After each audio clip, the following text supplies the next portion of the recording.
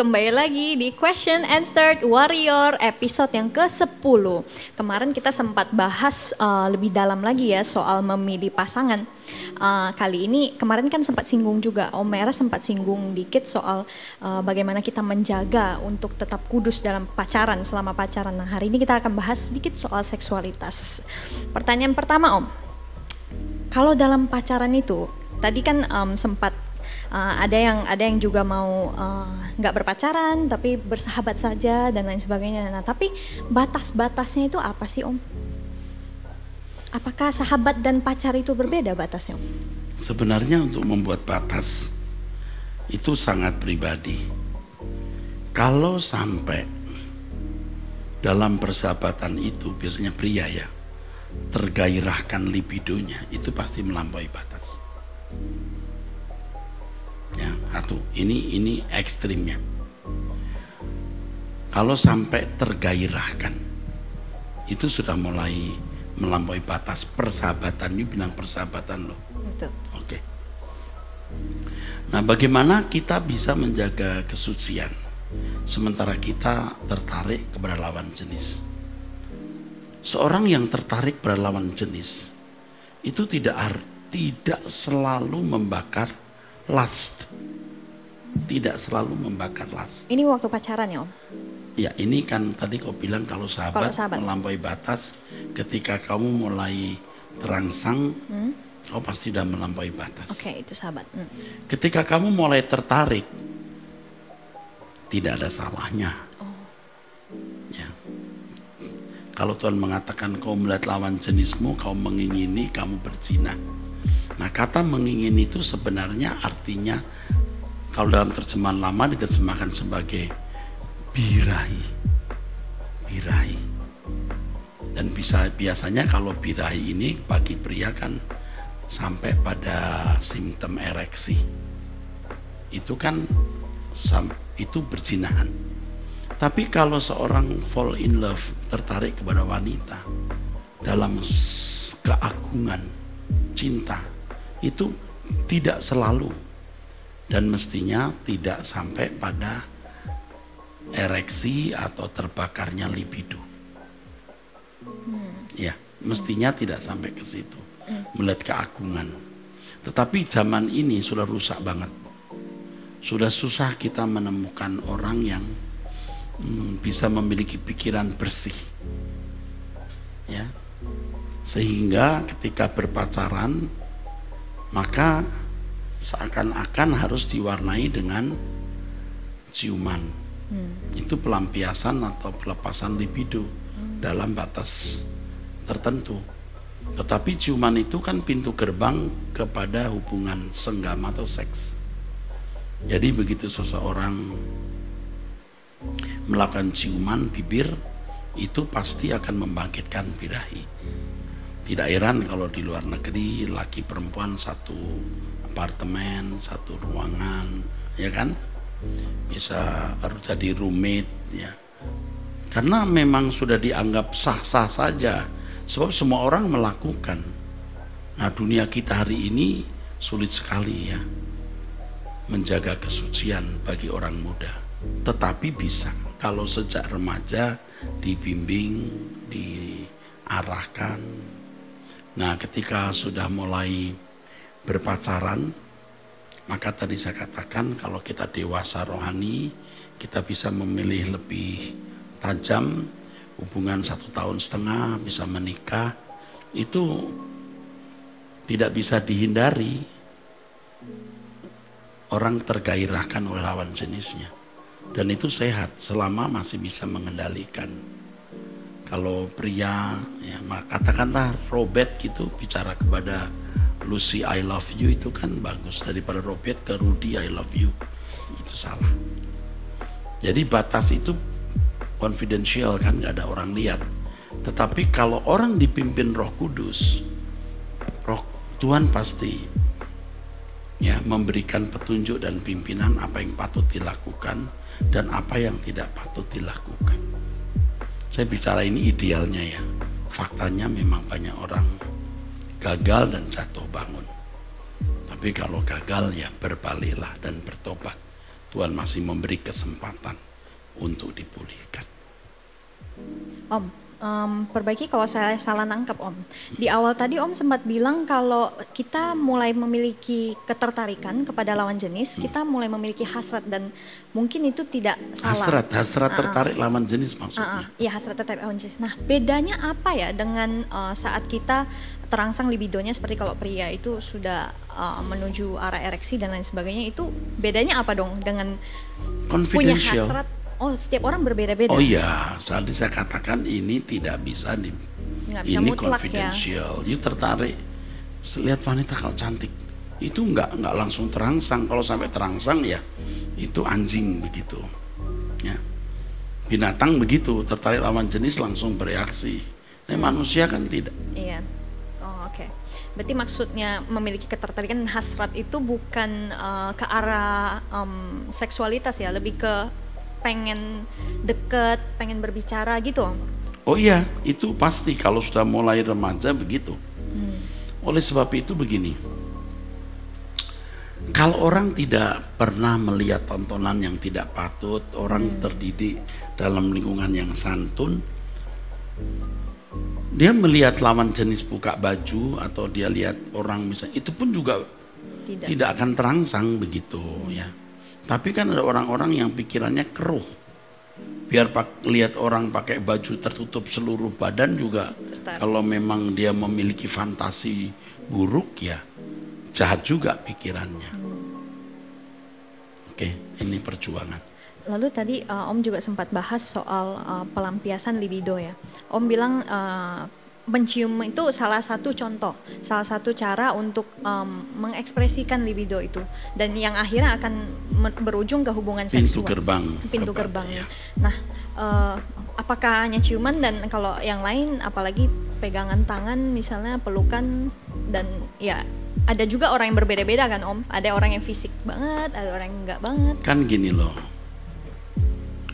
kita ada di dunia yang sudah begitu rusak, sangat dianggap berlebihan, ya lebay, mosok pacaran tidak boleh ciuman.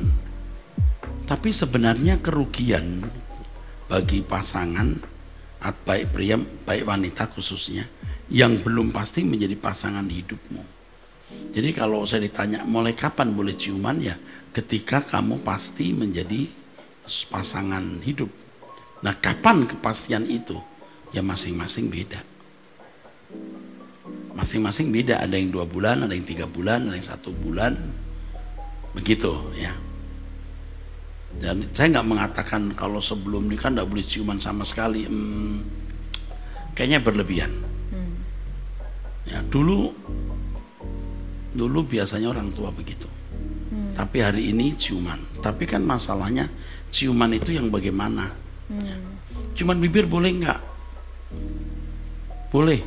Berapa menit? Berapa jam? Sampai gigit lidah enggak? Sampai di bibir, sampai turun lagi? Kan jadi orang harus punya mata hati apa yang patut. Bibir saja, besoknya masih bibir, nanti turun nadanya. Kan ya biar masing-masing berperkara dengan Tuhan lah apa yang patut ya. Kan kita sekarang melihat film-film yang bisa dipertontonkan, itu semua merusak, dan itu penipuan sebenarnya. Penipuan kan, melihat bagaimana seks dieksploitasi, lalu orang ingin melakukan karena melihat gairah kepuasan yang ditampilkan dalam adegan-adegan 17 tahun ke atas itu.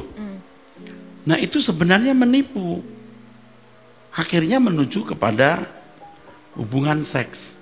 Coba sekarang suami istri, kalau tidak saling mencintai Tuhan dan tidak menjadi teamwork, 3 tahun sudah cerai, 5 tahun sudah cerai, 3 bulan sudah cerai, kurang apa coba? Betul nggak? Ciuman iya mau apa saja, toh tidak, itu tidak menjamin kebahagiaan ternyata ciuman, hubungan seks bahkan. Makanya yang penting adalah kedewasaan rohani dan menemukan rekan sekerja dalam melayani Tuhan dan bertumbuh dalam kedewasaan rohani. Udah nih paling ideal deh pokoknya. Berarti Om, ini berarti mirip dengan cara kita hidup yang lain ya. Karena kalau misalnya ada peraturan-peraturan, ciuman gak boleh, pegang ini harus berapa detik, itu jadi kayak... Iya, seperti kamu tadi bilang ciuman ya. Cium bibir boleh nggak? Di barat itu bapak cium anak gadisnya pun bibir kan. Ya, tapi 1 detik. Nah kalau ini 1 menit, 1 jam ya jebol. Jebol. Iya kan? Nah makanya udah rusak begini bagaimana ya? Aduh, anak muda ini. Oke, teruskan.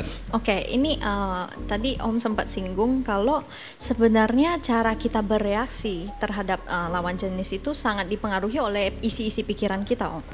Nah, memang ini ada banyak yang bergumul dengan pikiran kotor.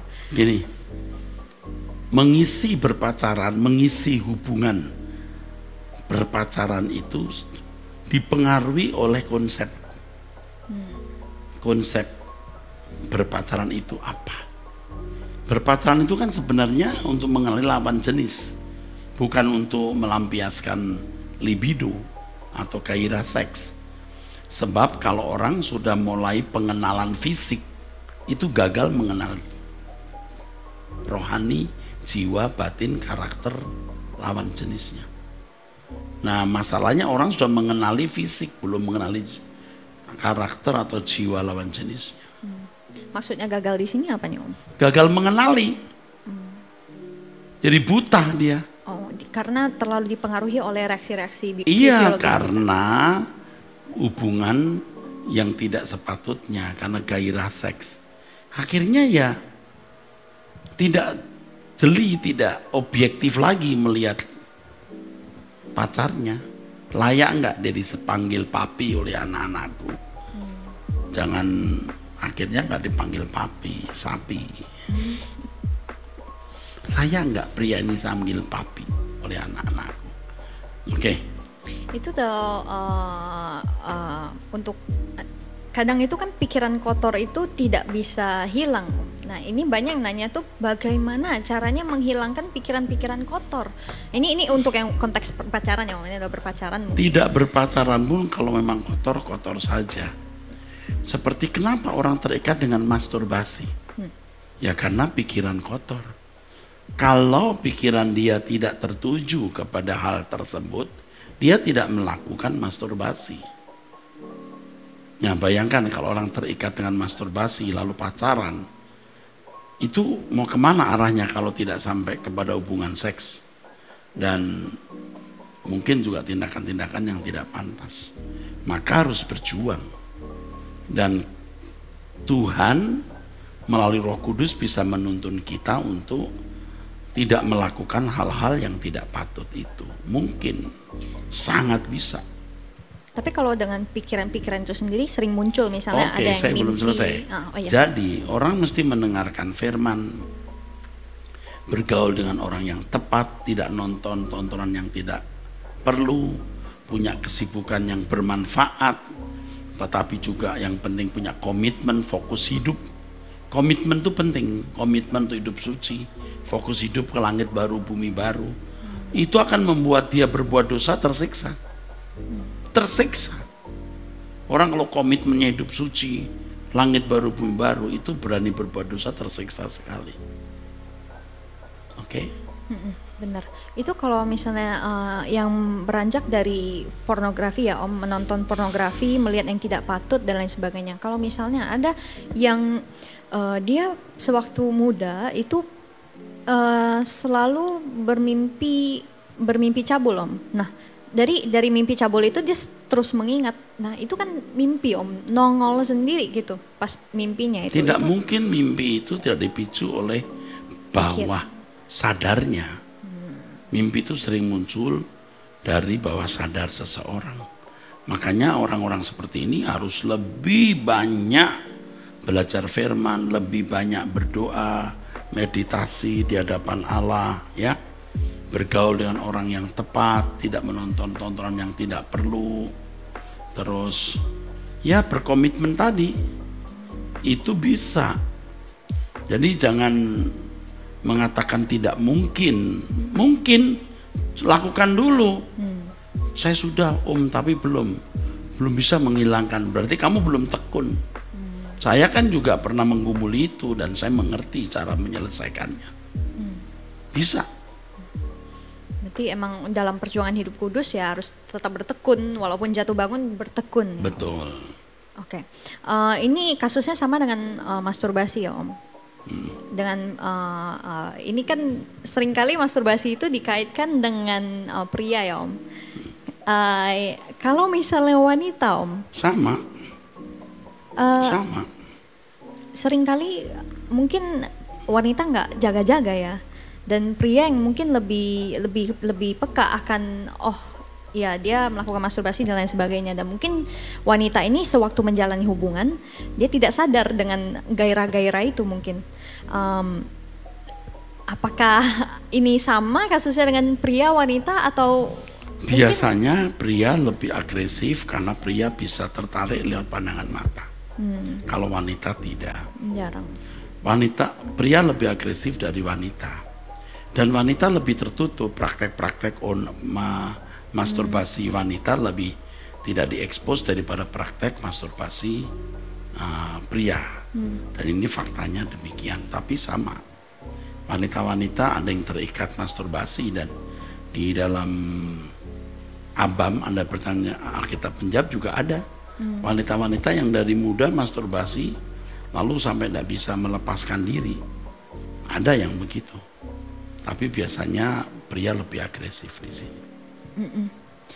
Kasus terakhir Om, untuk yang sudah terlanjur mengikuti gairah itu, lalu udah mulai masuk ke fase sampai hubungan seks itu sendiri. Nah kalau misalnya untuk berhenti itu apa prinsip yang sama dengan menghentikan pikiran kotor dan masturbasi Om? Maksudnya? Untuk berhenti dari seks bebas. Kalau seks bebas lebih berat. Karena dia sudah punya partner. Oh iya. Dia punya partner. Dia makan korban. Dia pasti cari korban dan makan korban. Atau dia ke tempat pelacuran dan berpotensi untuk tertular, terpapar, terinfeksi penyakit kelamin, apakah sifilis, raja singa, gonorea, sifilis, ya HIV sekarang dan macam-macam lagi. Jadi korban, makanya harus lebih giat, lebih sungguh-sungguh, lebih berkomitmen. Dan kalau orang sampai tingkat free sex itu berat, itu perjuangannya lebih berat. Ya, masturbasi berat, tetapi kalau hubungan free sex itu ada korbannya lebih berat. Dan ya tentu masturbasi dengan hubungan seks dengan partner ya jauh lebih enak dengan partner kan. Ya kan banyak variasinya daripada sendiri. Oke kan? Iya. Oke, mungkin itu kasus terakhir. Lalu untuk Om, adakah pesan untuk kita semua yang sedang menggumuli segala masalah ini seputar seksualitas? Kalau orang tidak nekat tidak bisa. Kalau tidak nekat tidak bisa. Tuhan harus menjadi segalanya dan kepuasan kita harus kita arahkan ke Tuhan. Ya, itu saja. Oke, cukup untuk episode kali ini. Kita ketemu di episode yang selanjutnya. See you.